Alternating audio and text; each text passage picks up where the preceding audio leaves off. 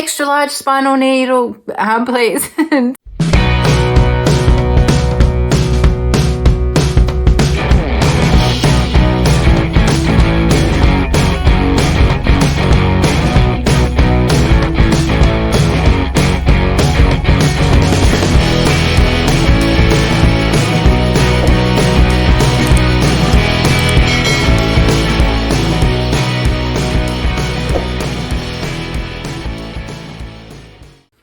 Hey guys, I thought I'd take this opportunity while no one's at home to tell you a little bit about my birth stories. So Jaimee, being our eldest, obviously came first, and so we'll start with hers, and we'll talk a little bit about all of them because they're all so different. Even though they were all Caesareans, Jaimee's was an emergency Caesarean. I want to talk a little bit about going into labour and going through labour compared to having a planned Caesarean, and also emergency Caesarean versus planned Caesarean, because Jaimee's was an emergency Caesarean, and the three boys were a planned Caesarean. Went to 41 or 42 weeks with Jaimee, I can't remember, she was late, and so my doctor did what they call something and sweep. I can't remember. I'll put it up when I edit the video. So so that sort of brought on labour a bit. I was having a lot of Braxton Hicks for a couple of days afterwards, and then the contractions started to get longer and more intense, and it must have been the Wednesday, I was having contractions every 5 minutes, I think, and they tell you that you should go into the hospital when they're quite close together, and you feel uncomfortable. And being my first birth, my first child, my first pregnancy, I really didn't know when the right time was, and I didn't want to go in and say, oh, there's, you're not very far along and still have such a long way to go. So we did end up going in that night or that afternoon. It's hard to remember because she's almost 14, so it was a while ago. And they checked, and I was only a couple of centimetres dilated, which, as anyone that's had a baby and has been in labour knows, that is like the worst thing you could hear, because you need to be 10 centimetres before you can deliver, and it takes a long time to dilate. And so they said, do you want to have a bath? Do you want to try some things to try and relax or bring on labour? So I decided to have a bath, and I was quite relaxed, and they checked me again a couple of hours later, and I was still contracting quite frequently, and they said it doesn't look like there's any progress at the moment, so we'll give you some options. You can stay here, or you can go home and take some Panadol and try and get some sleep and then come back tomorrow. And so I decided that I would go home because I wanted to sleep in my own bed, and take some Panadol and try and relax. And so that night my sister came over because she was going to be my birth partner as well as Dan, and it was probably the worst night that I've ever had. Like, I was contracting every probably 5 to 7 minutes, and it was right in my lower back, and it's called when the baby's back is against your back, and so it puts all the pressure on your back. So all of my labour pains were in my lower back, and so it was, sometimes I wanted pressure on it, sometimes I didn't want anybody to touch me. And every time I contracted, I was laying on my side, and I wanted to stand up and sort of lean forward so that it would take a bit of pressure off my back. So every 5 to 7 minutes for the entire night, my sister and Dan would take turns in just being there to support me through the pain. And I'd put my hand out every time I contracted, and they'd grab my hand and pull me up and help me into a position that was more comfortable. And by the morning, they'd called the doctor and said, she's been contracting all night. We think she should come in. And I'm like, oh, I don't want to be sent home again because, it's so awful going in and you've like had no progress. So we decided to go into the hospital again, and it was awful because when you're in labor, the pains, and then going in a car with bumps, and every bump was awful, and I was still contracting. And so we got into the hospital, and they did an examination, and again they found I hadn't made much progress at all. I think I wasn't even, I was maybe 3 or 4 centimeters. So by that stage my doctor came in, and he said that he was going to break the waters just to try and speed up the labor a little bit. And when they broke the waters, they found that there was meconium in the waters. Meconium is the baby's first poo, and that usually means that the baby is in distress. So they put monitors on me internally. So they put it on her head, and then they put the monitors on my belly so that they could monitor her heart rate and my contractions. And so I was on the hospital bed, all hooked up to all these monitors, and they put a drip in as well, I think, to try and speed up the contractions, try and progress more. And then I didn't want to have drugs. My plan from the beginning was to be the most natural, as minimal medical intervention at all. So I didn't want to have an epidural. I didn't want to have the other thing that they offer. I'll put that up there. It's been a while since I've done it. And I didn't want to have the gas either. I said that I might try the gas because all of the advice had been all of these things can delay the baby's breathing, or it can delay the baby's latching ability because they come out and they're quite sleepy because of the drugs that you take during labor. So I wanted to try and, to be honest, I was trying to be a hero. I wanted to say I went through labor and I didn't have any pain medication at all because, I wanted to be awesome. I wanted to be a hero. Beside the fact that going through labor and giving birth to a baby is enough to say that you're a hero. Let's be frank. Let's be real here. So they found that every time I was having a contraction, her heart rate was dropping right down to almost nothing. And so they were trying to get hold of my doctor, but at this stage I had said yes to having some gas, so that helped me. I think I fell asleep a little bit in between the contractions because by this stage I'd been awake for 2 days and I'd been laboring for 2 days, and I just was so exhausted that the gas made me relax enough that I was able to fall asleep between the contractions.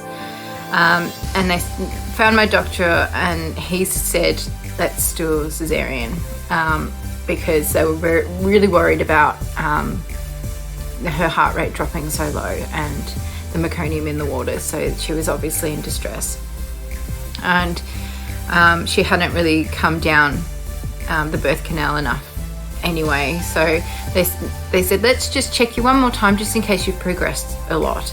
And when he broke my waters, he said he stretched me up to 4 or 5 centimeters or something like that. And when they checked me again, I was back down to 3 or 4 centimeters, and that was probably because I was so swollen and so had been contracting for so long. They signed all of this stuff even while I was laboring and give consent to have this surgery. And then as soon as that happened, they pretty much wheeled me off down to surgery, and they took me in, and I had to sit up, which was probably the worst thing because I'd sort of been laying on my side in the most comfortable position that I could be in that situation. I didn't want to stand up, I didn't want to move because every time I moved it was excruciating pain.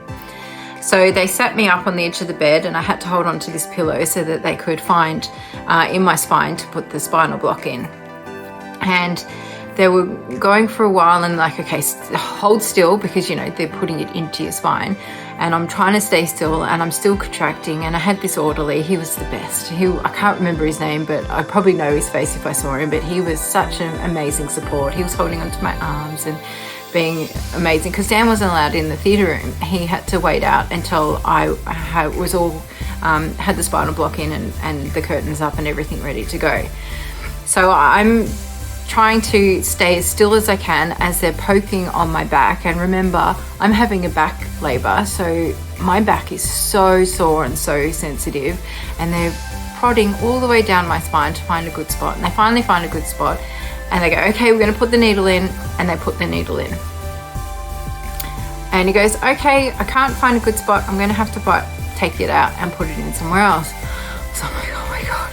So they take it out and they go, okay, hold still again, I'm going to put it in. So they put it in again, and still no good. And then they go, we're going to need a bigger one. And Dan tells me later that they stuck their head out of the theatre room door and yelled out, can we get an extra large spinal needle, please? And so he's out there, he's first time father as well, can't be in there with me, and he's like, oh. And then they find the needle, they get it in, and straight away it is just relief. I have no more pain, I can't feel anything actually. And they lay me down and it is bliss. And Dan comes in and he sits next to me, and you know, you're out like this because you're hooked up to the heart rate monitor and the oxygen monitor, and then you've got a drip in one arm, and then you've got the monitors on your chest as well, and you've got a cap. I'll see if I can find the photo of when I met Jaimee for the first time, and I'll put that in here. And so he came in, and they've got the curtain up, and so I can't see anything. And straight away they just start cutting, and they're in there, and they sort of poke around to make sure I can't feel anything, and they're in, and they're opened, and then you hear a gush of more fluid because there was more fluid, and then there's a lot of pressure on your belly and tugging, but you don't feel. I didn't feel any pain. I wasn't uncomfortable at all, and then they pushed quite hard down, and it was almost like a pop, and Dan sort of pulled the curtain down, had a look, and he said he could see all my insides because it's open.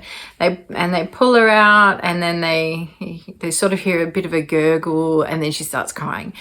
And the relief, like seriously, the relief was amazing, just to hear that baby cry after all that time. And I was just crying, and they said, because we didn't find out if it was boy or girl, and they said it's a girl, and we're like, oh, you know, best feeling in the world.